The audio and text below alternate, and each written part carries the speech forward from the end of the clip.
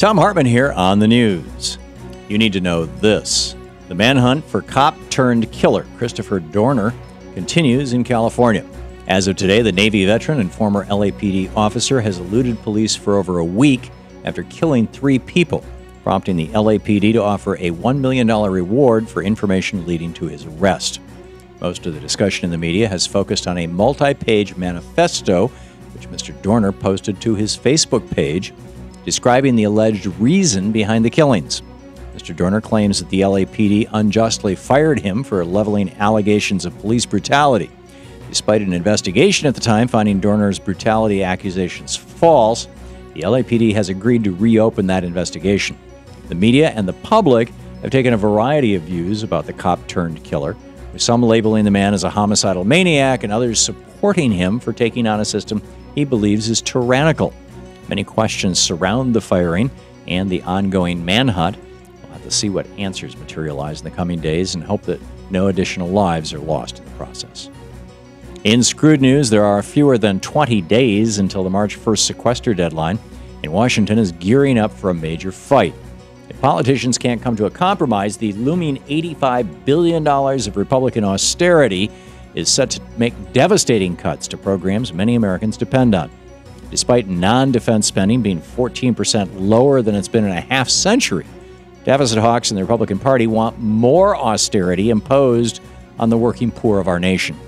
Democrats on the House Appropriations Committee estimate that additional cuts will have a devastating impact on food safety, aviation safety, early education, disaster relief, and law enforcement. In vital programs like WIC, which helps low-income women provide food for their infants and toddlers, may be forced to tell 600,000 women and children to go hungry. In his weekly YouTube address over the weekend, President Obama again called on Congress to act now in order to avoid what he called deep and indiscriminate cuts. He called out the Republicans directly, saying they would rather ask more from the vast majority of Americans and put our recovery at risk than close even a single tax loophole that benefits the wealthy, end quote. Rather than working to avert the impending crisis, House Republicans, like Speaker John Boehner, are simply using that crisis to attack our president, coining the ridiculous term Obamaquester. No country in the history of the world has ever cut its way to prosperity. We can only hope that Congress starts considering a smarter approach, like the Sanders-Schakowsky Corporate Tax Fairness Act, and prevent devastating austerity. Stay tuned. In the best of the rest of the news, Vermont is leading the fight to protect unions. Right to work for less legislation is recently rammed through in Michigan and has even been proposed as national legislation by Senator Rand Paul. But now Vermont is setting the opposite example with the introduction of the Fair Share Bill. That state's Economic Committee on Economic Development voted 5-0 to ensure that people who reap the benefits of union representation pay their share into the bargaining process. In an interview with Vermont Public Radio regarding the so-called anti-right-to-work law, State Senator Philip Baruth said, "If you enjoy the benefits of your union and collective bargaining, you will have to pay a percentage of what a fully paid-up member of the union would pay. From increased wages to safer working conditions to the 5-day work week, unions are responsible for many aspects of employment that people today take for granted. And we've seen unions virtually destroyed in states where right-to-work for less laws have been enacted. Those states consistently have lower wages, more dangerous working conditions, and a lower likelihood of sharing in the economic growth created by employee production. Kudos to Vermont for standing up to the rights of unionized employees in their states. Let's follow their lead and push for a national fair share bill." Don't be late on your rent in Arkansas, because if you are, you could wind up behind bars.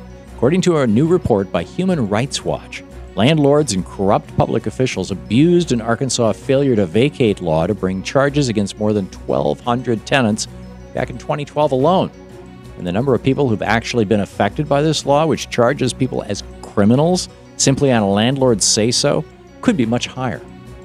While most states handle late rent payments and evictions as civil matters, Arkansas's new use of the failure to vacate law could put you in jail for being as little as 10 days behind on your rent. One woman interviewed by Human Rights Watch said she was only 3 days behind when her landlord ordered her to move out and threatened to have her arrested. This law is clearly a revival of debtors' prisons in America. something we outlawed in this country in 1833.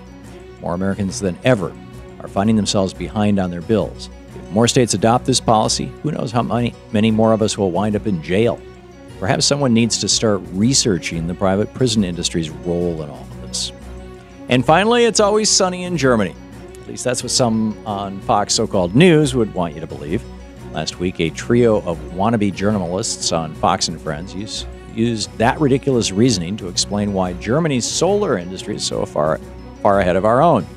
So instead of considering the obvious reasons, like the fact that Germany's government has long supported the solar industry, Fox would rather ridicule Obama's failed solar subsidies. In fact, every single state in our nation except for Alaska gets more annual sunshine than Germany.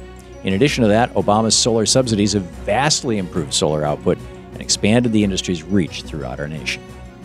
And that's the way it is today, Monday, February 11th, 2013. I'm Thom Hartmann on the news.